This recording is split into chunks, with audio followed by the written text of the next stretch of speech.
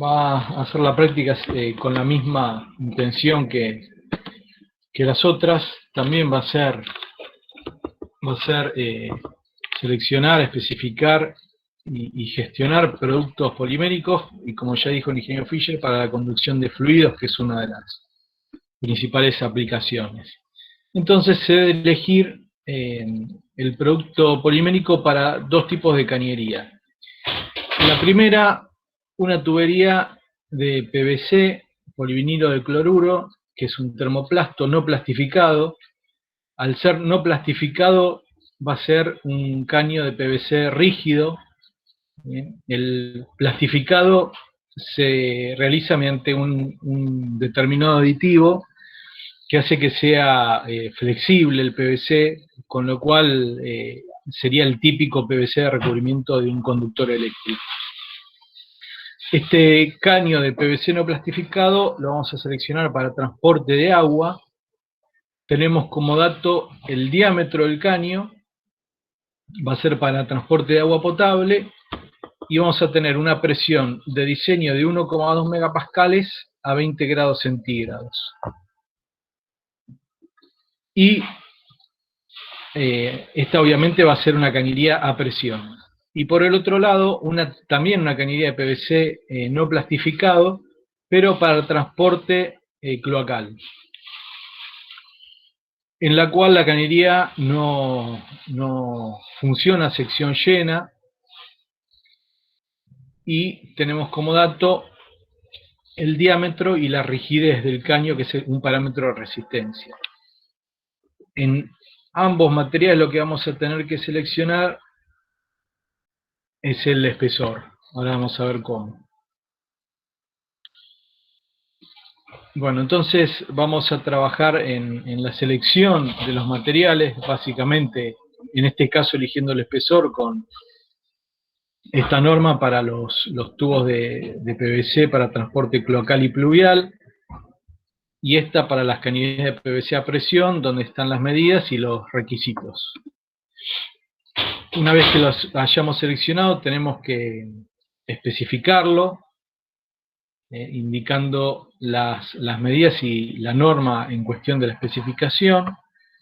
Después tenemos que indicar cuáles son los ensayos, o sea, yo ese material, si tuviese que evaluarlo, qué ensayos tendría que hacer para verificar que cumple lo especificado y cómo tendría que evaluar los resultados de esos ensayos.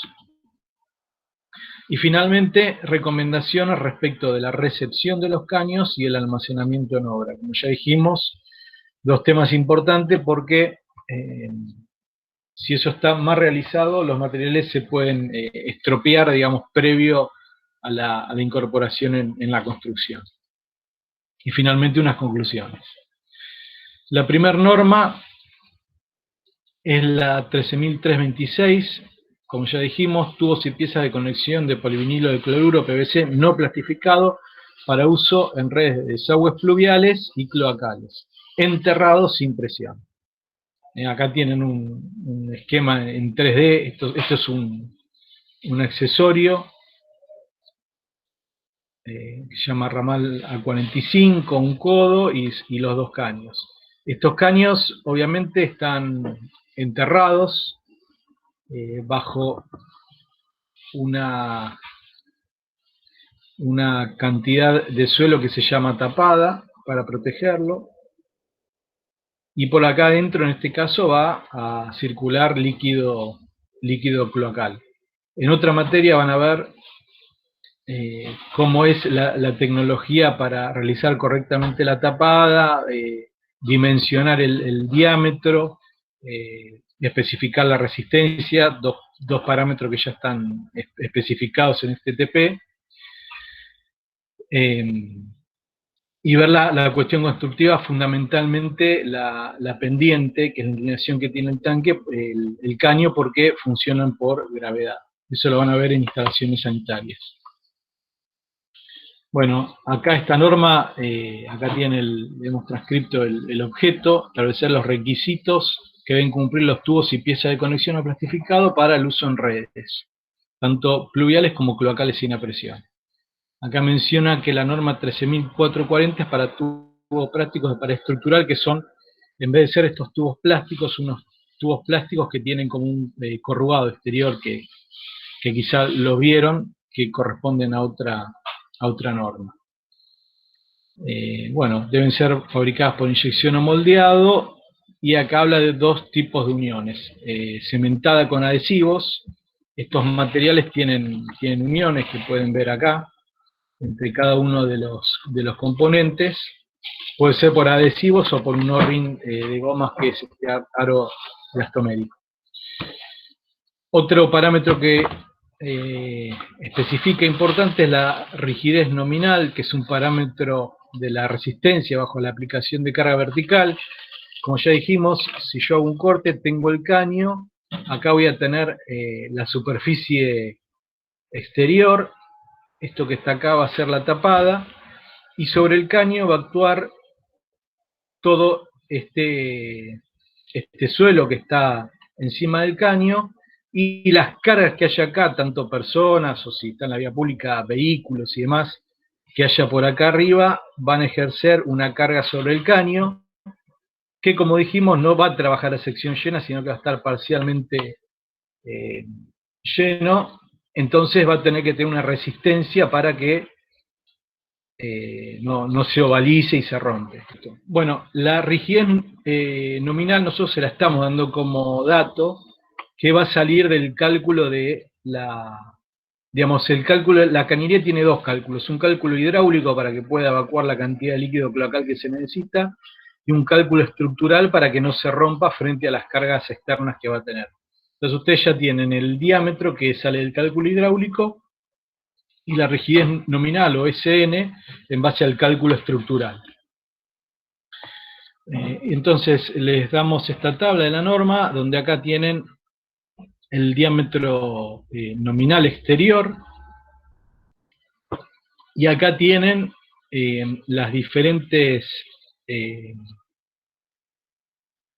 rigideces nominales y el espesor para lograr, digamos, con un determinado diámetro. Si yo con el diámetro de 3,15 necesito una rigidez nominal de 16, voy a tener que seleccionar este espesor de cañería.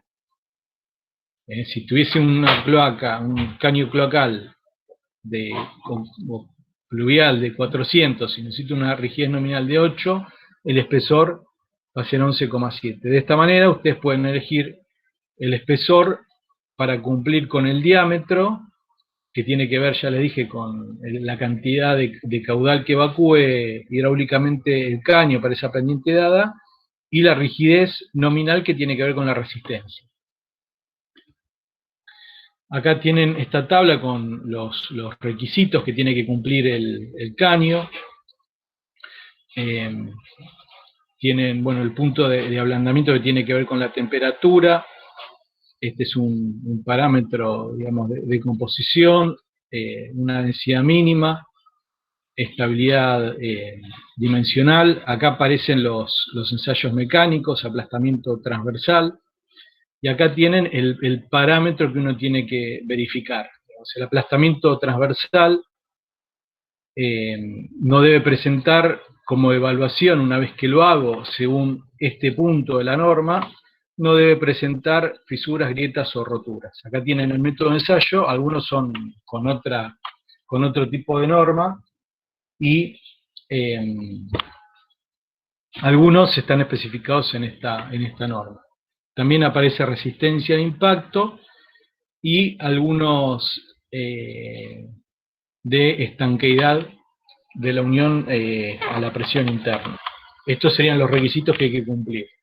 En cuanto a la designación, cuando tienen que ver la especificación, acá tienen los tubos como se designan con la sigla PVC, el diámetro nominal y espesor nominal. Como ya vimos, esto ya es dato y esto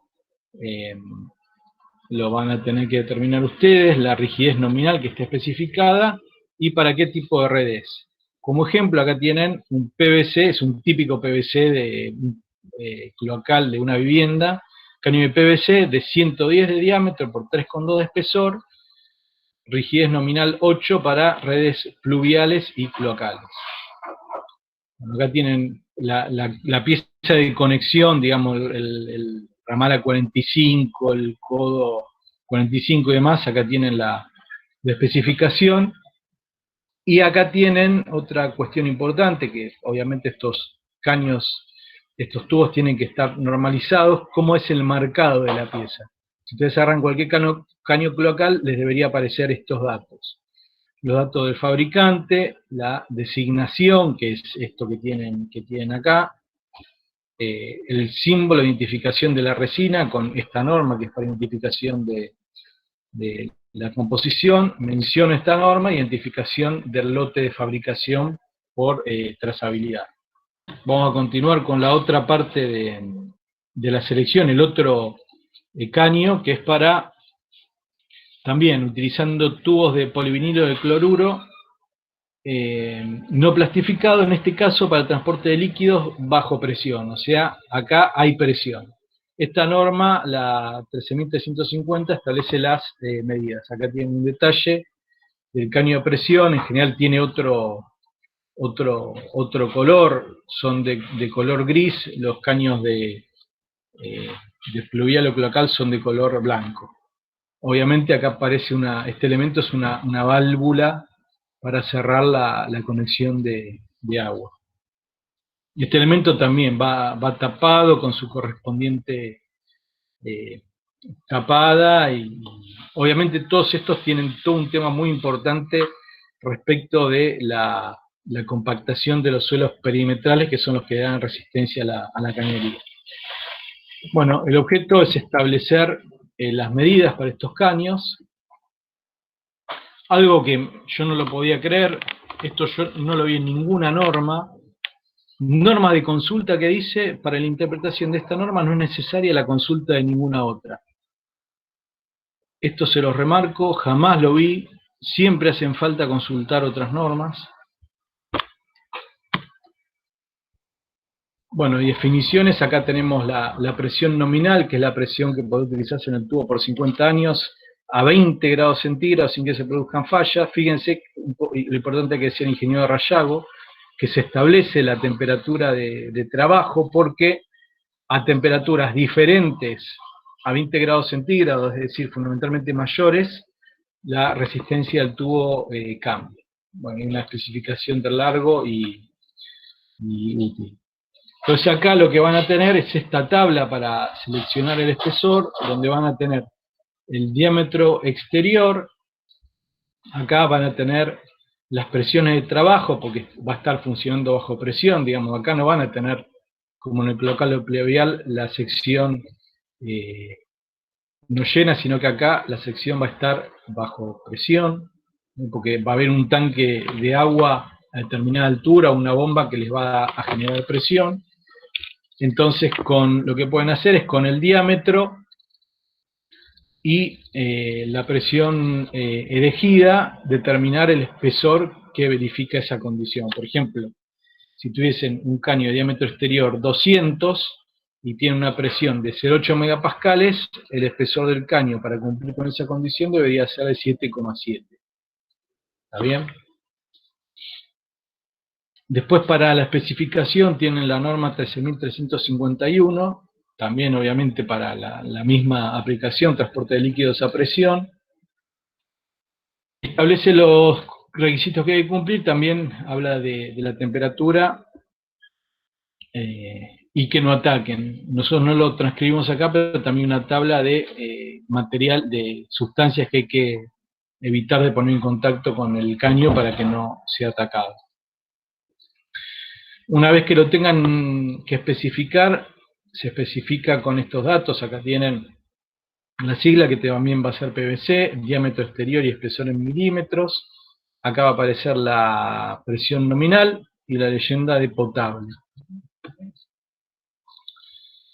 Acá como ejemplo, si tienen un tubo de policloruro de vinilo rígido no plastificado de 40 milímetros de diámetro y 12 milímetros de pared, para una presión normal de 1 megapascal, apto para agua potable, la designación sería esta. Esta sería la especificación. Obviamente acá iría la norma, ¿no? según la IRAM 13.351. Acá simplemente tienen las equivalencias aproximadas entre megapascal y kilogramo fuerza centímetro cuadrado.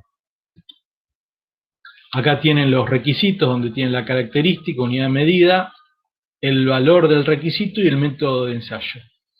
En esta, salvo el punto de ablandamiento, todos los métodos de ensayo están dentro de esta norma. Ya tienen varios requisitos que son geométricos de medidas y tolerancias. Acá tienen, con esta norma, que es otra, requisitos bromatológicos. Bromatológico es porque va a conducir agua para consumo humano. Entonces aparece esta norma que establece esos requisitos. Hay ensayos mecánicos, de vuelta aplastamiento transversal, y acá está la evaluación, resistencia al impacto con su evaluación, absorción de agua, obviamente acá aparece la resistencia a la presión hidrostática, si dan una presión hidrostática por 42 megapascales durante 1 hora, resistencia en la zona del enchufe, estanqueidad, resistencia hidrostática con otro tipo de condiciones, estabilidad dimensional. Esto en la parte de evaluación serían las evaluaciones y cómo deberían considerarse los resultados de los ensayos. Finalmente, acá les transcribimos, que es interesante para la parte de gestión en obra, esto en muchos materiales no está. Les pido una confirmación de cómo venimos hasta ahora, si fuimos claros.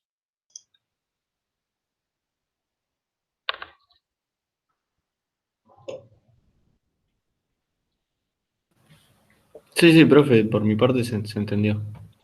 Perfecto.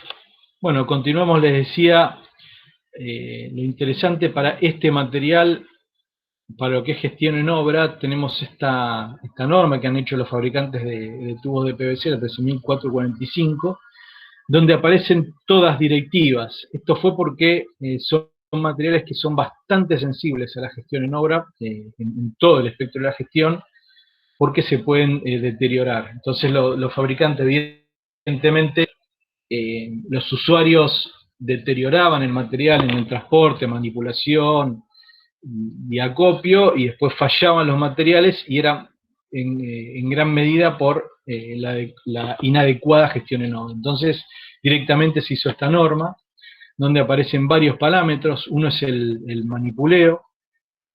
Fíjense que dice: para preservar los tubos de daños o roturas derivados de golpes, se deben trasladar hasta un vehículo, a través de un vehículo donde tienen que estar atados. El número de atado de cada as debe ser que permite un traslado cómodo y seguro por los encargados de la tarea, o por medio de máquinas. Se deben sujetar de manera tal que no se produzcan indentaciones, raspaduras ni aplastamiento. O sea, y tienen la figurita de acá el muchacho que lleva todos los tubos que se le caen, y acá correctamente transportados a través de un atado, sin que el atado por la presión que ejerce, rompa los tubos. También habla del transporte. Acá tienen varios parámetros. Acá habla de evitar posiciones forzadas de los tubos. Se debe estivar de manera que no sufran daño. La superficie de la caja de los vehículos para realizar el transporte de los tubos debe ser plana y evitar rugosidades o accidentes que puedan alterar la integridad de los tubos. Los tubos se deben poner de forma horizontal, de manera que apoyen en todo su largo sobre la superficie de la caja de vehículos. Los enchufes deben quedar desplazados para el estiba, como está acá, para que queden correctamente colocados. Durante el traslado, los tubos se deben proteger de la acción de los rayos del sol mediante lonas o coberturas adecuadas. Fíjense que la gestión en obra tiene que ver con las propiedades del material. Obviamente hay que tener todos estos cuidados porque es un material que no es resistente, inclusive ya tienen la parte de los rayos UV, que son los que degradan los plásticos. Obviamente después, una vez colocados, no tienen problema porque están bajo tierra y no están sometidos a la acción del sol, pero sí durante el transporte. Otro parámetro que tiene es la descarga. Dice, la operación de descarga de los tubos se realiza sobre la superficie de la calle o camino de acceso, evitando golpear los tubos entre sí. Igual esto, ven que son cuestiones de sentido común. Esto, ¿alguien lo ve como un sentido común agarrar, revolear los tubos en la calle? Parecería que no, ¿no?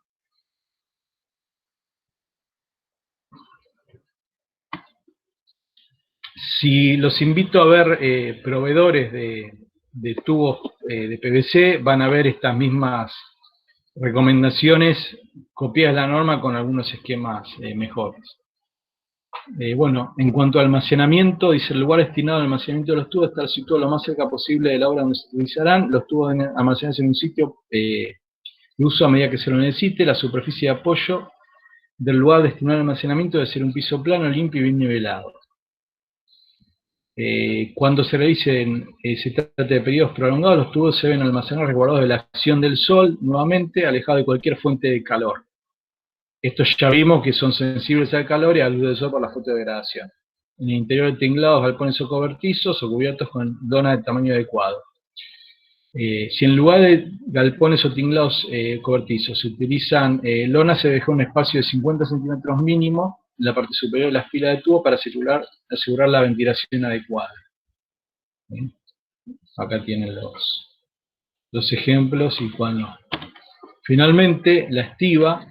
Los tubos se deben estivar en capas horizontales sucesivas sin someterlos a presiones laterales derivadas de introducirlos forzosamente en una pila, de modo que los enchufes queden desplazados en la antigua. La altura de la pila de tubos no debe ser mayor a unos 50. Acá tienen acotada la altura y la forma que igual de transporten el vehículo con los enchufes puestos uno para un lado y otro para el otro. Bueno, con eso hemos terminado la